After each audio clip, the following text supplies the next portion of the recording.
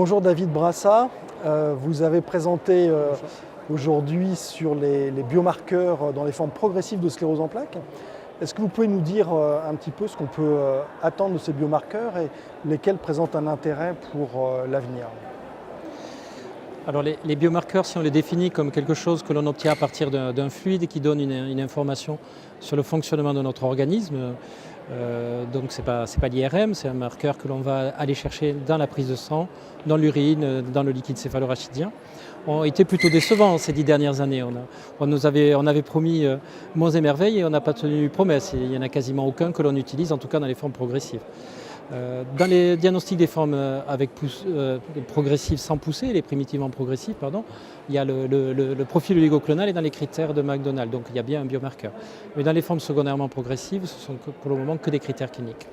Pourtant, on pourrait lister, et la liste serait longue, du moment où on a besoin d'une information supplémentaire dans notre pratique clinique de tous les jours.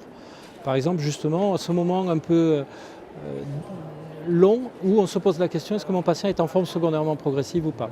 On n'a pas beaucoup d'infos, l'IRM ne nous aide pas, la clinique nous aide difficilement. Et c'est là où il y a une place pour les biomarqueurs. Imaginons que si on avait une prise de sang qui nous dirait qu'il y a un pourcentage de risque que le patient soit en forme progressive, ça serait une information supplémentaire.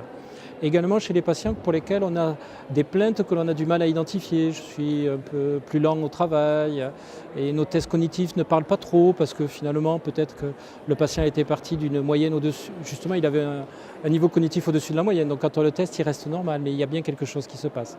Là aussi, les biomarqueurs nous permettraient certainement d'être plus sensibles. Et donc au-delà dans le monitoring des traitements, puisque ce serait extraordinaire d'avoir une information supplémentaire, hein, c'est toujours en lien avec les IRM et la clinique, mais une information supplémentaire sur la réponse au traitement. Et donc j'aimerais encore susciter un peu d'espoir dans ces biomarqueurs, parce que les neurofilaments ont l'air vraiment d'être le biomarqueur clé et très intéressant. Je vous demande de bien vouloir suivre ça dans les mois qui suivent.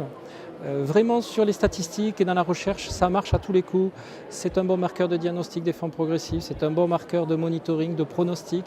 Ça marche avec l'IRM, c'est corrélé à l'IRM.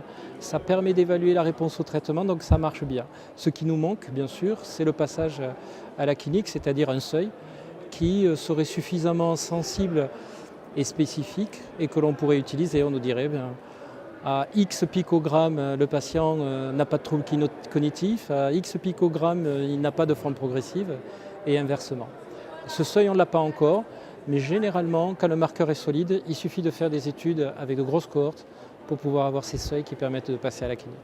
Donc vraiment, une nouvelle fois, repartir sur ces biomarqueurs et dire peut-être qu'ils vont arriver dans notre pratique courante, au-delà du profil oligoclonal, dans les formes progressives. Très bien. Merci David. Avec plaisir.